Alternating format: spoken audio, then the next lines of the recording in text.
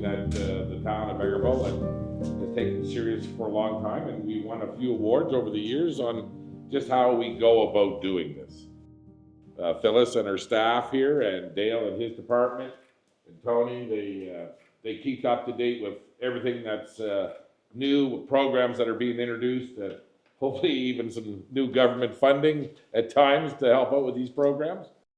To know that we are very proud of what the capacity that we have within this facility and how we deliver this service to our citizens.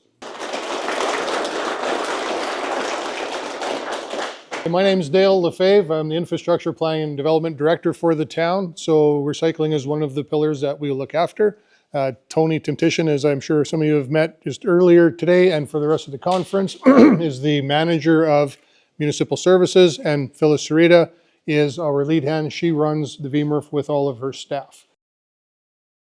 We're going to start with document destruction first, the big shredder that we have. We offer the service to residents and businesses in the town of Vegreville and the county of Minburn. When the residents come in, they bring their boxes to us, and then we just weigh it on our scale. We record the document weight, the weights of the documents. They hand it into the office, and I charge them accordingly. They can view the process of the shredding through the area right there in the kitchen area.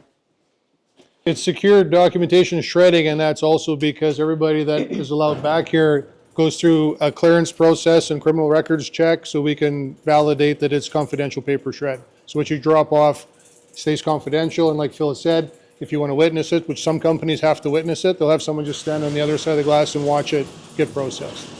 So we would like to see the bulb crusher in operation now, the fluorescent bulb crusher. It's a unit that we use for the fluorescent bulbs to keep them out of the landfill. The machine processes them, it traps the gas in a filter system. It takes the aluminum ends, keeps them off to the sides, and then the glass is taken into a container. The glass is taken to the landfill, we put it in a glass pile. We have used it for base and road work. For road works, we'll use it as base and items like that, and the aluminum ends get recycled. Next, we're going to move on to tin cans. We like to clean our cans as well as we can, removing labels. It takes about 6 cages to make a bale, and a bale is around 1,000 pounds.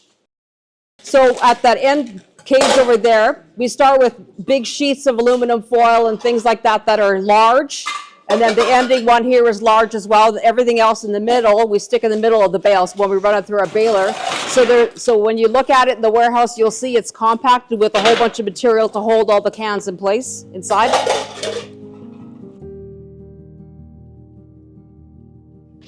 We can talk a little bit about markets and process. We sell probably most of our product to Capital Paper. Capital and Allied. And Phyllis and her crew, the product that comes out of here is zero contamination. It is 100%. A big kudos to her team and herself for always hitting that 100%. That's, as you can tell, it's a very clean facility. It's my people, because of their hand sorting everything that gets brought in here. So there's no belts or nothing like that. So it's all by hand, and we make sure that the product is clean before it gets baled. Toners and inks. I have 3 different places that I send my toners and inks to. We're going to start with Mira Foundation. They're a company in Quebec.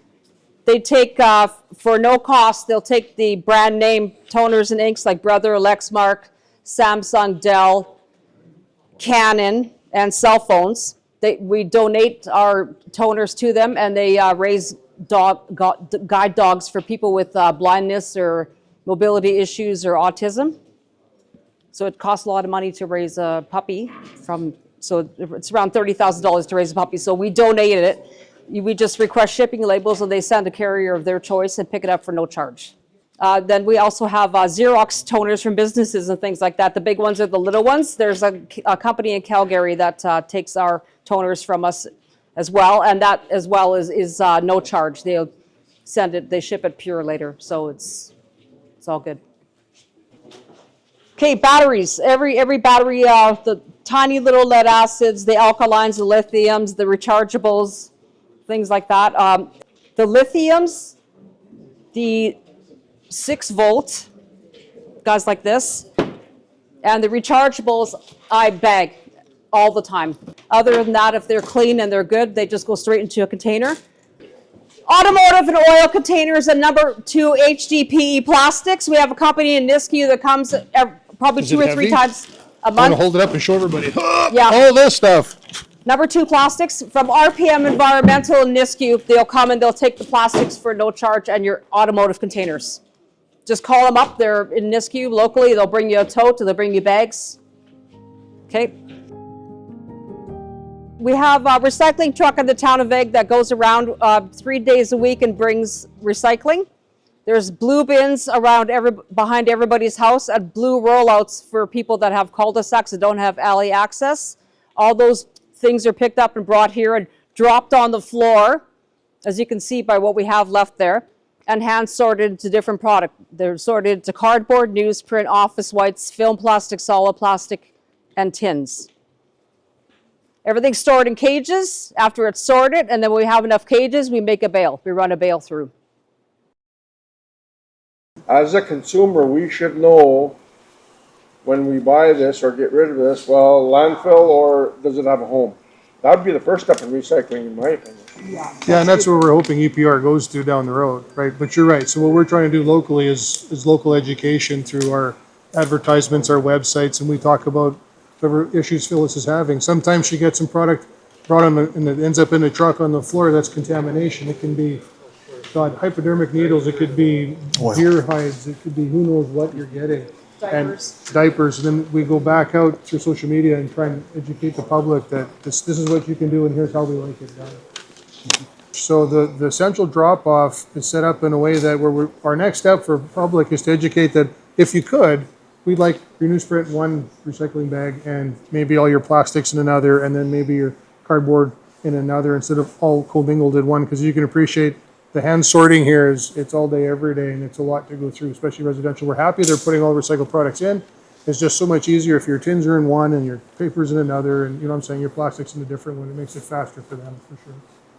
We get a fair amount of books still, as you can imagine. Like we shouldn't be nowadays. Everything digital, but now we're still getting books from people's houses when they pass. They bring the old encyclopedias and Britannicas, and then the old style books. But what we do is we tear every single book and break it down into smaller pieces for the recycling newsprint.